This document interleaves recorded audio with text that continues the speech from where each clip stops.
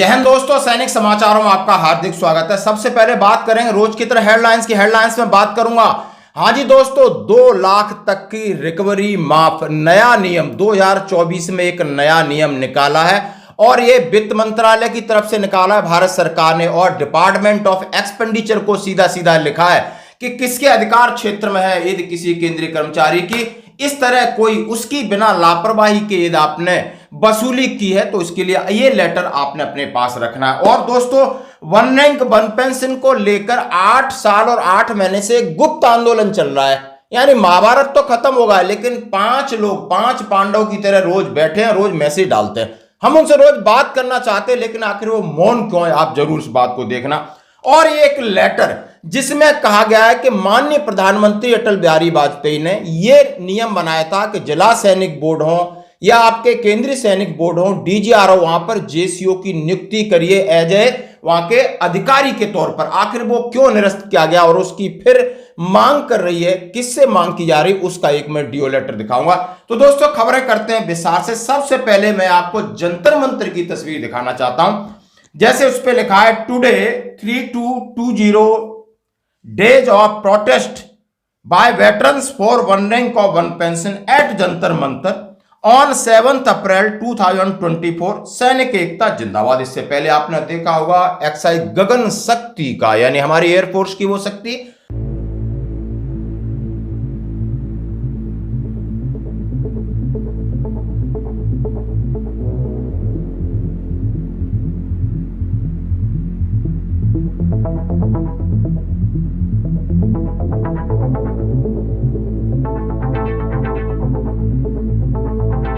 जो कि दुनिया को हिला रही है, एक एक्साइज चल रही है। आप उसके आपने वीडियो देखे, अब आप ये तस्वीर देख सकते हो। तस्वीर में लिखा है 3220 दिन हो गए जंतर मंतर पर बैठे हैं ये लोग, यानी 8 साल 8 महीने से लगातार बैठे और प्रोटेस्ट कर रहे हैं। वन रैंक वन पेंशन चाहिए और सैनिक एकता जिंदाबाद है, लेकिन 5 लोग हैं, ज्यादा से ज्यादा 4 से 5, यानी महाभारत तो आरोपी का खत्म हो गया है। 5 लोग आके बैठ करके एक पीछे तख्ती लगी हुई है। और ये मैं आपको बता दूं, ये है जनरल सतवीर साहब के सेना है और वो रात फौज में एक ड्यूटी की तरह आते हैं और वहां पर अपना एक डाल देते हैं और रोज मुझे मैसेज भेजते हैं। और रोज मैं मैसेज में ये लिखता हूं, श्रीमान जी आप किस लिए बैठे हो भूखे प्यासे, क्या चाह रहे हो, आप एक ऑडियो मैसेज दीजिए ताकि मैं पूरी जनता को बताऊं कि आपका आंदोलन 8 साल 9 साल होने वाले तब से चल रहा है। आखिर आप क्यों, महाभारत तो खत्म हो गया, आप इस कुरुक्षेत्र में क्यों डटे हुए, कुछ तो बताओ।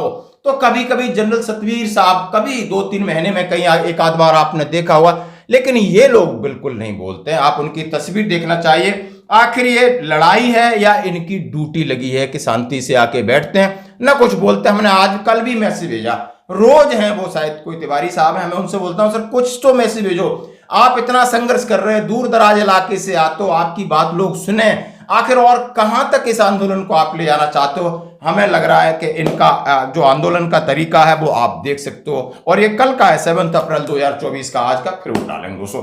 अब बढ़ते हैं अगली खबर की तरफ। जैसा कि मैंने बोला कि जिला सैनिक बोर्ड में जेसीओ होने चाहिए, उससे पहले मैं बात करूंगा कि आखिर वो लेटर कौन सा है जिसमें बड़ा 2024 में नियम बदला है, और है government of India, ministry of finance, department of expenditure की तरफ से, नॉर्थ ब्लॉक नई दिल्ली, अप्रैल 2024 की एक नया।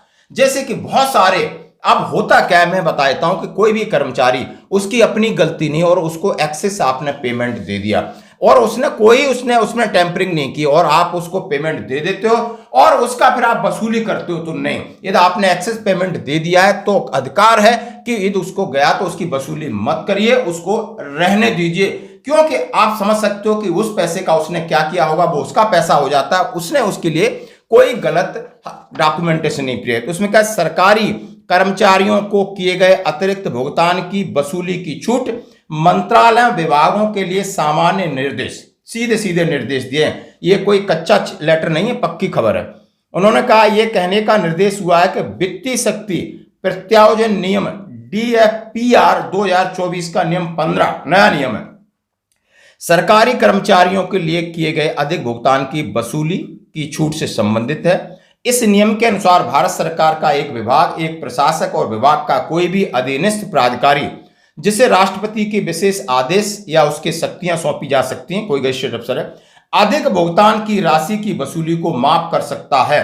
इस नियम के तहत निर्धारित कुछ शर्तों और वित्तीय सीमाओं के अधीन गलती से सरकारी कर्मचारी व उनकी पात्रता के अधिकार, उन्होंने कहा अधिक वसूली या अधिक भुगतान की जो तारीख हुई है और उसके 1 महीने के अंदर ये पता चलता है तो वो बिल्कुल उसको बोल सकता है कि नहीं ये पैसा आपका है। अभी डीएफआर जो डीएफपीआर 2024 के नियम 15 के अनुसार भारत सरकार का एक विभाग 2 लाख रुपए अधिक तक की वसूली को माफ कर सकता है। विभाग के वित्तीय सलाहकार की सहमति से प्रत्येक व्यक्ति के मामले में 2 लाख ऐसी जो क्या क्या कंडीशंस हैं, मंत्रालय विभागों को डीएफपीआर के नियम 15 में निर्धारित प्रावधानों के अनुसार सभी प्रस्तावों की जांच करनी होगी। विभागों को सत्यापित करना होगा कि इसमें सरकारी जो कर्मचारी उसकी कोई गंभीर लापरवाही तो नहीं हुई है या उसने किसी भी अपनी टेम्परिंग तो नहीं की है। किसी मंत्रालय विभाग का मानना है कि मौजूदा नियमों की प्रक्रिया में इंडिविजुअल का कोई दोष नहीं होना चाहिए। डीओपीटी एंड ऑफिसर मेमोरेंडम ने जारी सरकारी कर्मचारियों को किए गए अतिरिक्त भुगतान की छूट पर विचार करते समय प्रशासनिक मंत्रालय विभाग द्वारा 2/3/2016 का सख्ती से जो उन्होंने एक ऑफिसर मेमोरेंडम में उसका करना चाहिए। यानी इस प्रकार का ये लेटर है। यदि किसी के साथ कुछ ऐसा होता है तो ये लेटर आप जरूर अपनी फाइल में लगा के रखिए, क्योंकि बहुत सारे ऐसे हमारे फौजियों के साथ बहुत सारे केसेस होते हैं। इसके और बहुत सारे बिंदु हैं और सारा हिंदी अंग्रेजी में लिखा है कि क्या क्या उसकी जांच करनी चाहिए। वही है कि इंडिविजुअल की कोई गलती नहीं होनी चाहिए। हमें दे दिया है तो आप हमें दे दिया, हमने खर्च कर लिया, फिर आप उसकी रिकवरी टुकड़ों में नहीं कर सकते हो, क्योंकि वो हमारी पेंशन व्यवस्था हो सकती है, हमारी पेमेंट की व्यवस्था हो सकती है। इसके लिए उन्होंने कहा है कि वो सरकारी जो अधिकारी है, जो राष्ट्रपति गजेटेड अफसर है, वो माफ कर सकता है, उसके अधिकार क्षेत्र में है। अब ये है लेटर, आप जरूर अपने पास इसको रखना। बढ़ते हैं अगली खबर की तरफ। जैसा कि हमने आपसे कहा कि एक बहुत बड़ी पहल चली थी और माननीय स्वर्गीय प्रधानमंत्री अटल बिहारी वाजपेयी ने अनुशंसा की थी कि जितने जिला सैनिक बोर्ड हैं, डीजीआर है, वहां पर जेसीओस होने चाहिए जो वहां इंचार्ज है, क्योंकि जवानों का जितना वेलफेयर है वो जेसीओ, और जेसीओ भी एक अधिकारी है। अब वो ही ये इसके बाद ये आदेश चला, फिर निरस्त हो गया। फिर इस आदेश के लिए उन्होंने लिखा है, भूतपूर्व सैनिक जन कल्याण समिति उत्तर प्रदेश ने 2 अप्रैल 2024 को एक लेटर लिखा है और वहां पर एक पूरे अपने उत्तर प्रदेश सरकार के लिए उन्होंने कहा है कि रक्षा मंत्रालय के शासन देश संख्या 16 अप्रैल 98 के दिशा निर्देशों जो कि तत्कालीन प्रधानमंत्री स्वर्गीय अटल बिहारी वाजपेयी के कार्यालय में जारी किया गया था, जिसमें जिला सैनिक कल्याण पुनर्वास अधिकारी के पदों पर नियुक्ति हेतु पूर्व जूनियर कमीशन प्राप्त अधिकारी जेसीओ या वारंट अफसर या दूसरे समकक्ष सैनिकों जो राजपत्रित समूह खा के अंतर्गत ही आते हैं, उनको अवसर प्रदान करने हो और जो भी रिक्तियां उनके द्वारा भरने का प्रयास किया गया था।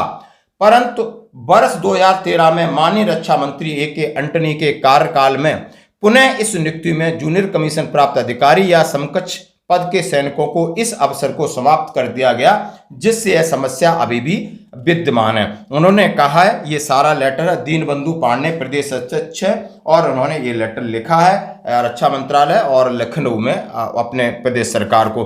उन्होंने कहा है कि ये सब सैनिकों के जवानों के मामले हैं, जवानों के पुनर्वास के मामले हैं, जवानों के वेलफेयर के मामले, इसमें जेसीओ भली बात ही जानता है। और ये आदेश पहले लागू हुआ था, लेकिन उन्होंने कहा है कि 2013 में रक्षा मंत्री ए.के. एंटनी ने इसको खत्म कर दिया था। हम पुनः सरकार से निवेदन करते हैं कि जेसीओ की भागीदारी हो, चाहे जिला सैनिक बोर्ड हो, चाहे आपका स्टेट का सैनिक बोर्ड हो, केंद्रीय सैनिक बोर्ड हो, डीजीआर हो, जहां पर जवानों की नियुक्ति होना है, जेसीओ की नियुक्ति होना है, वहां पूरी तरह इन लोगों को अधिकार देने चाहिए। आप इससे कितना इत्तेफाक रखते हैं, आप इस पर जरूर कमेंट्स करिए। आज की खबरों में इतना ही, बने रहिए हमारे साथ। जय हिंद।